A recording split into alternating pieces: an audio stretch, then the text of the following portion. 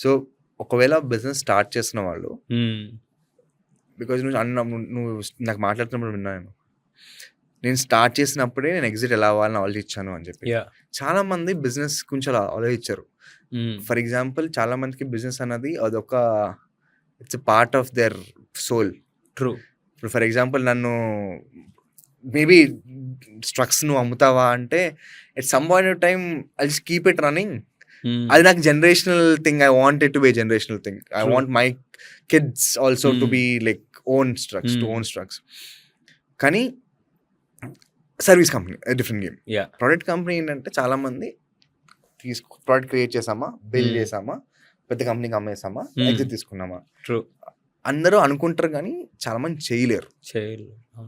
ఒకవేళ ఒక ప్రోడక్ట్ ఒక బిజినెస్ స్టార్ట్ చేసి దాన్ని ఎగ్జిట్ తీసుకోవాలి అనుకుంటే కరెక్ట్గా ఏం చేయాలి?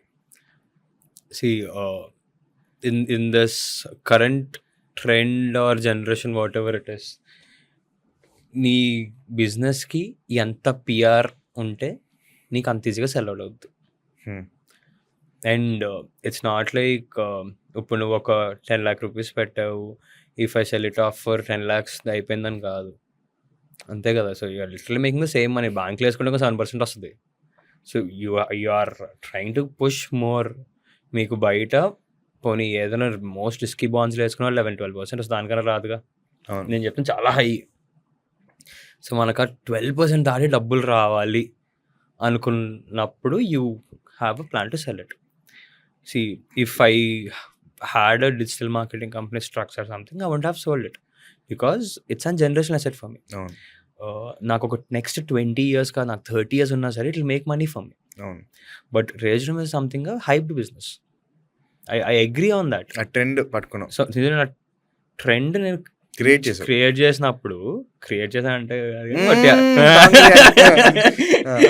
కష్టం కూడేస్తారు ఒక్కసారి ఇట్లా అసలు కొడతారు. సో నేను rage I can't run it for next 20 years.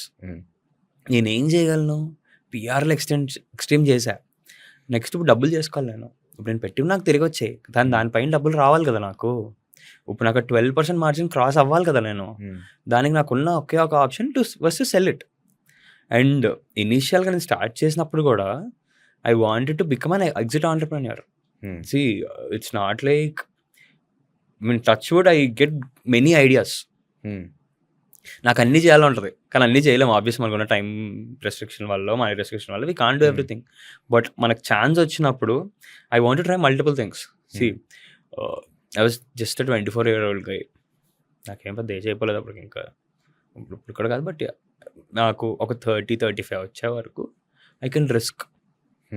నేను రిస్కులు తీసుకుంటా, నేనేమీ డబ్బులు పోగొట్టుకోవట్లేదు. అలా అని all I'm giving is my time here. That too, each and every minute I spent in Rage Room, I learned something new. With the new operational issues which happened, or with everyday activities which happened, or talking to customers. I was not this good speaking with people back then. ఎవరైనా వచ్చి మాట్లాడినా I used to say hi, hello అండి, నమస్తే, బాగున్నారా, పక్క వెళ్ళిపోతాం.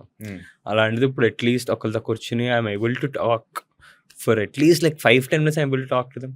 ఇప్పుడు అసలు ఈ పాడ్కాస్ట్ సేపు కూర్చొని మీకు మాట్లాడుతుంది కూడా ఇట్స్ ఓన్లీ బికాజ్ నాకు నేను కస్టమర్స్తో మాట్లాడడం వల్ల నేర్చుకుంది. నేను ఎంబీఏ చేయలే. ఎంబీఏకి 15 లక్షలు లేకుండా అవుతుందా? మంచి కాలేజ్లో అవ్వదుగా. సరే పోనీ 15-20 లక్షలు అనుకో. నేను అంతా కూడా ఖర్చు పెట్టుకుంటే రేజ్ రూమ్ పెట్టి నేను ఎంబీఏ చేసినంత నేర్చుకున్నాక